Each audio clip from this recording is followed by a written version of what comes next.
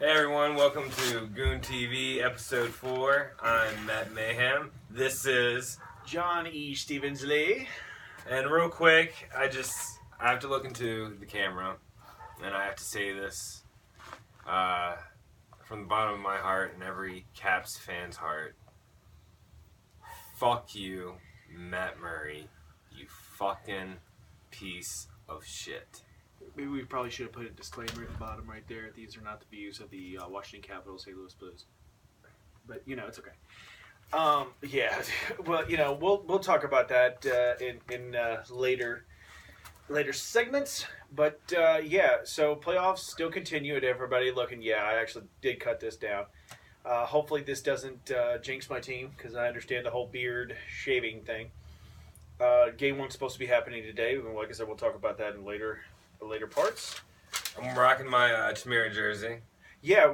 I mean, how long you said? What, 4 years? About 3 or 4 years. And like 4 different times that you have tried to pay for this damn thing. Yeah. With other websites, companies, and all that stuff. And, and that's a sad thing to go about because like my father used to use a t-shirt by jersey or whatever.com. I don't know what the website was. And he got me a Gila Fleur jersey, which you probably have seen before in previous episodes. And I mean, you got jerseys for cheap, and it's so sad. We could actually go into that about how we were talking before with Matt's brother about this, about how like certain arenas will sell jerseys and certain websites like eBay and then some other websites like shopnhl.com that will sell their jerseys for just an exorbitant amount of money, which you can just go to. Like me and him actually go to this website called AliExpress, and I got me a Tony Twist, and I got it for a extremely cheap price. I just spent a little bit more because of the shipping and getting it because it's coming from overseas. Now you go onto a website because like I got it for like $35, and I mean it's a 3XL, and knowing sizes in China and Hong Kong and stuff like that, I mean 3X is probably like a 2X, because people from foreign countries are a lot more smaller than the fat kids over in the USA. So, but it's just ridiculous how you can see about certain websites actually just charge so much money for jerseys, and you can just go and to find like a website. Hopefully, you have a place though that's near you that you can find a good quality jersey, and not sometimes shipping is hard or having to pay some of that. I got my Chimera jersey at Sports Gear. Good place. In Midlothian, Virginia. I went to them, told them the player what jersey I wanted. They found it for me. $69.95, I think it was, before taxes. But you got the Chimera jersey, man. I mean, he's extremely happy with it. I mean, I got my I'll show it in like maybe next episode is my Pacioretty, which is. It's kind of funny because I was talking with Matt before about how I wasn't disappointed, but I was a little bit disappointed in the fact that I wanted a actual like the away jersey. Well, we're going to talk about that too. It's the white one with the tricolor on the bottom of it, but I was hoping one with the captain C because Pacioretty is now their captain. But I actually got the classic one that they wore like in the 40s and 50s, which I'm not disappointed by because the jersey was actually very, very good. It was beautiful size and stuff like that. But I want to get into this little thing that I'm talking about before, how the NHL has switched over from how it used to be the white jersey was home and the color jersey was away, and all of a sudden it's a switch up. And to me, other sports teams don't do that. NFL doesn't do that. NBA doesn't do that and stuff like that. You're at home, you wear white. You're away, you wear the colors. And I think I don't understand. I mean, did you understand why the hockey's done it? Because I don't. I don't really know the reason behind it. I know the AHL still does. A lot of the minor league teams do that. White is home, colors away. Some I guess the NHL decided to do. It was around like the mid 90s, I probably would say, or maybe late 90s. Late 90s, early 2000s.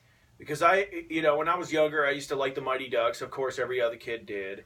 And when my parents had bought me a jersey, they bought me the purple one, which is when they had the cross sticks and the Mighty Duck mask in the middle of it. And I always wanted the white one because I was like, it just looks so cool. And then you see it in the movies and it looks so awesome. But now it's like that was the home jersey, and then turn around, this is the away, and I think that was just ridiculous. I don't understand why, but I mean I can understand. You're at home, you got the colors everywhere. You might as well wear the colors of the jersey itself, because technically this is considered and with this as well, is considered a home. And look at and I guess look at the slogans like Capitals rock the red. Yeah, true. St. Louis Blues. We all bleed blue, right? Yeah. So I mean, like I guess you kind of go with that. So I mean, I'm fine with it. I don't mind. But also if you've noticed, and that's the one thing also that we'll add into it, since I guess we're talking about jerseys, with different style of jerseys, that are you okay with the fact that that some jerseys stay like the Capitals have gone through like many different phases. They've gone through the whole Capitals with the stars on it. Then they went with Soaring Eagle, and then they had the one with that I truly, truly despise. As you can see above here, above the other way of the Alex Ovechkin, the one with the Kolzig. Keep talking. Yeah, we'll do it. But I really didn't like the style of. Alternate jerseys. Alternate jerseys are absolutely the worst. I cannot stand it sometimes. But, if we have if you can change everything up. Like, I didn't like the Flyers when they actually had the silver logo into it with it. Just didn't like it. Which, Matt is definitely going to... So you're talking about, like... All right, so the Soaring Eagle one. Now, we'll show you this. The Soaring Eagle. Now, I thought this was cool. This definitely... is an alternate jersey. That really is cool. All right, now this one, I don't like this one. I don't think anybody in the Capitals liked this one. This was also around the same time. I got this one because it was cheap. Also, fun fact, this was the style of jersey that Alexander Ovechkin put on when he was drafted by the Capitals. Right. And I hated this look. This look was just... Sorry, these were in my hockey gear bag. These are the jerseys I use to play in when I play hockey every Friday night. Yeah, play the one that no one likes, so you can just rip it and beat it up and stuff like that, and So and my toady twist is on the way. Can't wait for that stuff. But okay, so we'll go into segment 2. We go ranting on and on about jerseys, and it's the playoffs. Since we were away for Mother's Day, we figured we wouldn't film because. We got our families and everybody else does. I'm pretty sure that we just didn't, want to go and film it. So we'll just talk about the eliminations. Matt, you can go into this first one because for the Capitals and go into your defense and rant and whatever you want to do. What fucking defense is there? I mean, basically. Well, let's just put it this way. What do you think went wrong? We didn't play. We did not bring our best game. Goddamn phones. Yeah, sorry, I'm gonna figure out. We did not bring our best game. Our defense didn't show up. You guys fought back though. I really can honor that part. Game 6, we were down 3-0, and third period we just lit up, and the refs gave it to us. Three back-to-back penalties of delay of game against the Penguins, giving us just every chance we can get. I mean, we tied it up with one of those penalties, but we had 5-on-3 at 2 times that we should have capitalized, and we should have forced a game 7. It hurts really, really bad. I've talked so much shit all season long. Well, I mean, I'm guilty of that too because I've talked my shit. So I mean. It is what it is. I'm still a Caps fan. Still gonna rock the red. Give a fuck. And if anybody's asking, you know what? As I said before in the previous episode, I've given up on the Flyers. I want to cheer for the Blues. I don't care if the Blues don't win. I'm still gonna cheer for the Blues. I want to be part of the Blues team. What's wrong with that? Of course, everybody else has said their pieces. But I always look to a person, and hopefully he watches this episode, is Mr. Joe Kent. Joe Kent from Board Hockey Fan. Right. Yeah, big-time Buffalo Sabres fan. But what team is he going for? What team has he had on his Facebook page? The Blues. Man, and I don't know if anybody's actually made fun of him about that, but you know what, Mr. Kent, I salute you. Okay? You definitely go to boardhockeyfan.com. It's actually a really good site. So we ended up losing in Game 6. Game 6. Penguins advanced, and we're just. I think we're talking with everybody. Nobody wants Pittsburgh to win. No. Nobody. Well, I mean, unless you're a Pittsburgh fan. Except for my wife. Except for my daughter. But, you know, I don't think anybody wants Pittsburgh. And I'm talking about, like, any person in the world does not want Pittsburgh to continue. No. And hopefully that, you know, and this is really good, that they've got a really, really badass team to fight up against, and that's Tampa Bay. Tampa Bay, you know, I mean, I knew Tampa Bay was going to take Islanders. They took Islanders in 5 games. And then, I mean... It's funny that you just mentioned that, but man, I saw... Like they had like the my playoff moments, which I actually posted one with my dog Poof on Twitter. Hopefully they viewed that. One person actually liked it, but I saw this one video of the Islanders when they just actually you know, the final buzzer rang, and you just saw like I think it was like a son and either a daughter or a father and a daughter or a son, and you just see the disappointment where he just put his hands in his face and he's like. And I was like, yeah, that's such a crushing blow, especially, what'd you say, 5 games, 4-1? Yep. I mean, I thought Islanders were actually going to go further than what they did, but you know what? Hey, it's much appreciation to the Islanders. They were a wild card team and they made it to the second round. Usually, wild card teams don't even go that far. They haven't been to the second round in the playoffs in 23 years. So I mean, hell, even Nashville, they were the wild card, right? No, Nashville. I don't think Nashville was wild card. I don't know. I don't remember. But Nashville and San Jose. San Jose takes Nashville out in Game 7. Destroyed. They played like they didn't have a pulse. I mean, and I'm not going to put all the blame on Pekka Rinne. Like, their defense just did not show up. I mean, there was a 4... Their defense didn't show up. The whole entire damn team didn't show up. San Jose had a short-handed goal, and it was a 4-on-1. Like, how do you fuck that up, Nashville? Like, geez, you have a power play, and you give the team that's short-handed a 4-on-1. I mean, it just killed them. So, I mean, enough said about that. And then you got St. Louis and Dallas went to a Game 7. St. Louis whooped Dallas. They whooped that ass. I mean, I watched it, that Game 7, and, you know, it was funny. But, you know, my buddy Wes and I were watching the show, or the games show. Well, we were watching the show. And so when the Blues scored first, it was 1-0. And if you know me, and because we've known each other for several years, I was quiet. I was like happy that they scored, but I was quiet. Why? Because 1-0 can easily turn into a nasty, nasty situation real quick. Because they can tie it up, and then they can just soar from there. And afterwards, and I remember it turned into 2-0, and they took it away because they said Tarasenko went over the line, and it was offside. And they took it away, and less than probably maybe 30 seconds less than that, they scored again. And then they scored again and scored again, and it ended up being four goals, and then they scored one more on Dallas's end.